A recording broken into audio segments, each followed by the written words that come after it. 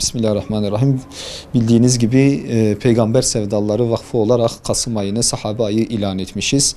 Geçmiş senelerde de bu ayda sahabelerle ilgili özellikle 4 halife ve ondan sonra da diğer sahabelerle ilgili etkinlikler düzenliyoruz. Allah kısmet ederse bu sene de Sa'd bin Ebi Vakkas ve Hazreti Hatice annemizle ilgili etkinliğimiz olacak. Biliyorsunuz Resulullah Aleyhisselatü Vesselam sahabeleri anlatırken bize diyor ki onlar gökteki yıldızlar gibidirler.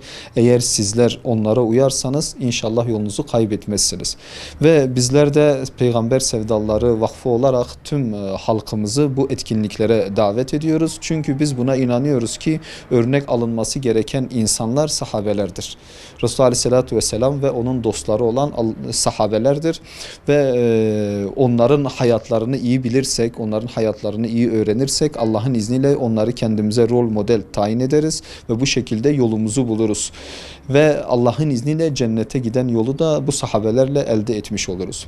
Bundan dolayı her sene Kasım ayında bu etkinlikleri yapıyoruz ve sizinlerin aracılığıyla da Allah kısmet ederse bu ayın 23'ünde yani 23 Kasım Cumartesi günü saat 19.30'da Siirt Üniversitesi Merkez Kampüsü'nde konferans salonunda etkinliğimizi düzenleyeceğiz ve sizlerin aracılığıyla da tüm halkımızı, tüm Siirt halkını bu etkinliğe davet ediyoruz.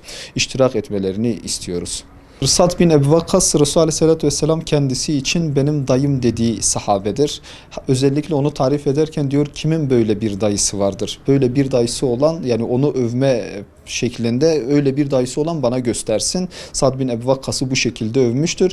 Hatta Allah'ın Resulü onun için ey Sa'd, özellikle Uhud Savaşı'nda okunu attığı zaman ey Sa'd okunu at, anam babam sana feda olsun diye, yani kendisine bu şekilde teveccühte bulunmuştur.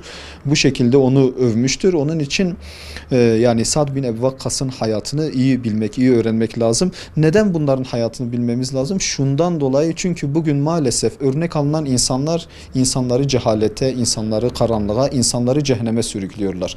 Ama bu sahabeleri biz örnek alırsak Allah'ın izniyle biz aydınlanacağız, biz yolumuzu bulacağız, biz cennete giden yolu bulacağız. Onun için diyoruz ki sahabelerin hayatları iyi öğrenmeli. Allah'ın Resulü onları bize öyle tarif etmiş. Demiş ki onlar gökteki yıldızlardır. Yani bir kutup yıldızı nasıl bize yön gösteriyorsa onlar da bize cennetin yolunu gösteriyorlar. Bundan dolayı sahabeler iyi tanınmalı, iyi bilinmeli ve örnek alınmalıdır. Dediğim gibi örnek alınması gereken insanlar varsa bunlar sahabelerdir. Maalesef dışarıda görünen, dışarıda insanları karanlığa, ondan sonra batıl ideolojiler sürükleyen insanlar değil, sahabeler örnek alınmalıdır. Hem bu dünyamız için hem ahiretimiz için gerekli olan şey budur.